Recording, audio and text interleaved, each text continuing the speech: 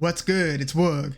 Josh Taylor, the former undisputed 140-pound champion, is about to make his 147-pound debut, and it's against somebody who's more British Commonwealth level, not a world level fighter.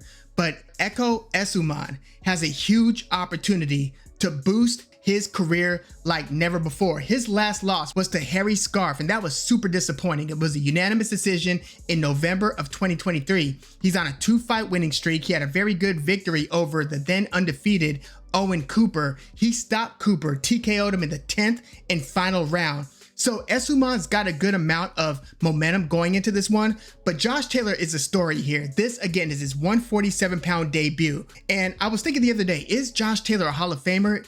I mean, he was undisputed at 140, but if you look at his like 5 best wins, they would be against Regis Prograis, Jose Ramirez, and then after that, probably Victor Postal, and it was an aging Victor Postal, Ivan Barichek, and technically he did get a win over Jack Catterall in the first fight. Controversial, disputed, but is Josh Taylor a Hall of Famer? Different question for a different day. I don't necessarily think that because you were undisputed, I mean, you've got a very strong case for the Hall of Fame, but was Josh Taylor great for long enough to be a Hall of Famer? Let me know your thoughts in the comments on that one. But again, this is his 147-pound debut. He is supposed to win this fight, although if you look at the betting odds, they're not as wide as you would imagine with Josh Taylor. Again, a former super elite top 5 to 7 pound for pound fighter in the sport who is on the decline, but is now fighting somebody who is a clear rung below. Josh Taylor is only a -275. He is slightly less than a 3-1 favorite, with Essuman a +275. So it's not super wide odds here. And I think that it's because a lot of people think that because Josh Taylor, just lost to Jack Catterall, he lost to Teofimo Lopez before that, and is now going up a division. I think a lot of people feel like his downfall is rather precipitous, where it's just a steep decline. Now, I thought as far back as his first fight with Jack Catterall that his legs weren't what they were when he was at his best. Like, he's a pretty athletic fighter. Yes, he still loves to mix it up, and he's always loved to throw a lot of punches, and he's a pretty damn aggressive fighter. Not a great defensive fighter,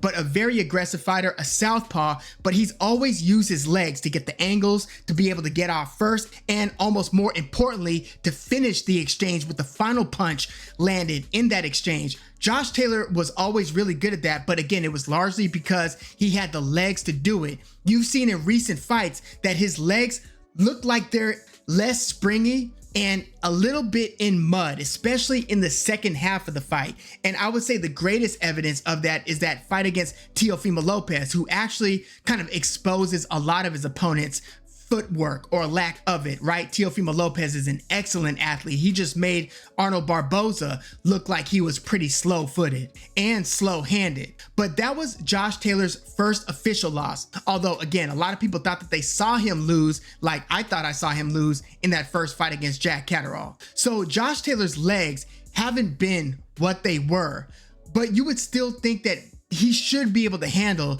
somebody who's on that British Commonwealth level and not world class. Not to mention, Ekow Essuman is also 36 years old. So he's actually older than Josh Taylor. Even though Josh Taylor seemed to be the old fighter here, Josh Taylor is 34, but I look at him as being an old 34. Again, legs are the first to go, and legs are so integral in Josh Taylor's game. He's never been like the sharpest, sweet scientist in there. He, again, was athletic, aggressive, used his legs to get into position, and threw a lot of punches, and largely out-hustled a lot of his opponents as well. Now, Essuman is a pressure fighter in that he keeps a pretty high pace. He's not just one of these head down and throw a ton of punches, though. He's not that. He is a boxer puncher, but his work rate is pretty high for that style. Now, he gets a bit tired in the middle rounds, but again, he's got enough to pick it up in the later rounds. And that goes for whether he's winning a 12-round majority decision over Chris Congo, or again, stopping Owen Cooper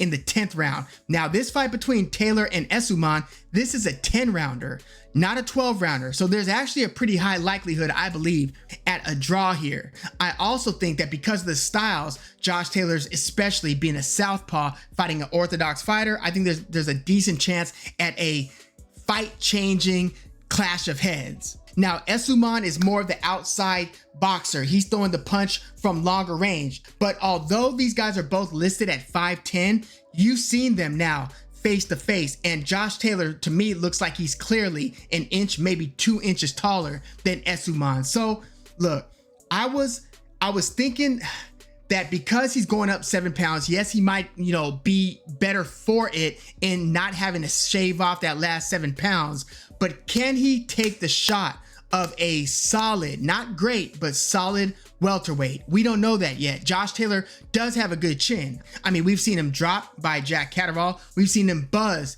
by a couple of opponents. Regis Prograis, I thought, buzzed him. I thought Jack Catterall buzzed him badly late in their rematch. But Josh Taylor, while he doesn't have the same athleticism, he does, I believe, have the ability to pull out the dog, right? The proverbial dog. Now, Essuman, if he can hurt Josh Taylor's in trouble, because again, Josh Taylor isn't a great defender. Now, Josh Taylor's gonna have to keep on jumping in the pocket, letting his hands go against Essuman, and he's gonna have to throw more punches than, again, a fighter with a pretty high work rate.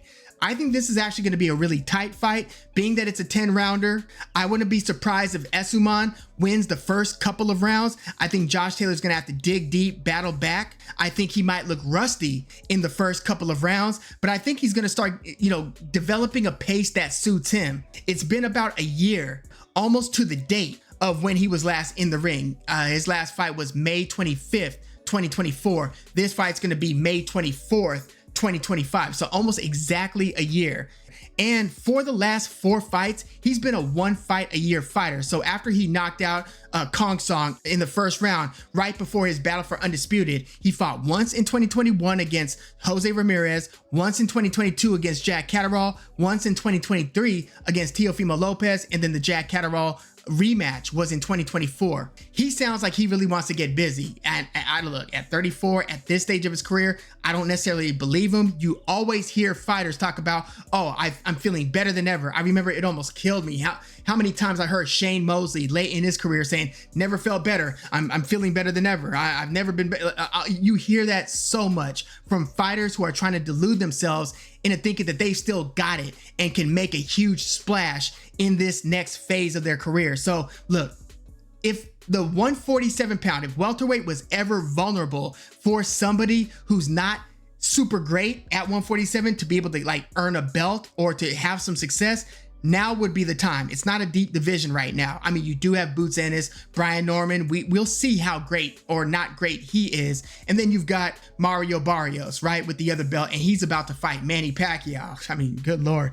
I mean, maybe they should do at some point Manny Pacquiao versus Josh Taylor, depending on what Josh Taylor has left. But I don't necessarily think that Josh Taylor is going to have a lot of success. I just don't think that whether you're up a division, whether you think you're feeling better than you did in your last few fights, I don't think that you get the legs back. And even if you have moments in training where your legs are looking good, look, he said his punches were great in his training. I didn't hear a ton of him talking about his legs in training. And that always tends to show itself again in the second half of these fights. So look, I think Josh Taylor is going to struggle in the first couple of rounds, but I think he is going to be able to kind of make this a phone booth style fight. If Essuman could keep this at boxing range, even though he's a shorter fighter, and could keep it kind of out there and beat Taylor to the punch and land the sharper, cleaner shots, which look, Essuman at this stage might have the sharper punches, but that's one of those wait and sees, because again, Josh Taylor is generally, right, traditionally in another class,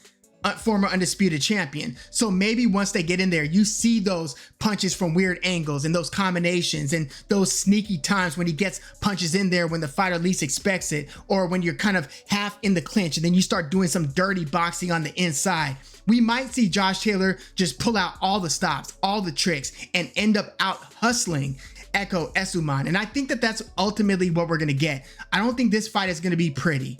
I think that this is going to come down to the wire. I think it's going to be close on the scorecards. Again, I would not rule out a draw here, but I think that Josh Taylor is going to pull off a split decision, majority decision win. I think he's going to end up just out hustling him. I think he's going to get really nasty. He's going to turn this into less of a boxing match, less of a sparring session, and more into a fight. And I think that he's actually going to get the better of the natural 147 pounder Ekow Essuman. So I'm going Josh Taylor via close decision here. But yeah, let me know what what you think about both of these fighters. Do you think that, are you expecting an upset here? I think a lot of people think that Josh Taylor is so far beyond his prime, but look, I'm telling you, losing close fights, at least the Jack Catterall loss was close. Teofimo Lopez a little less so, but losing to Teofimo Lopez and Jack Catterall is one thing. Now, Jack Catterall, before he made this recent splash, beating the likes of Regis Prograis and Josh Taylor, he was looked at as being more so on that British, Commonwealth, European level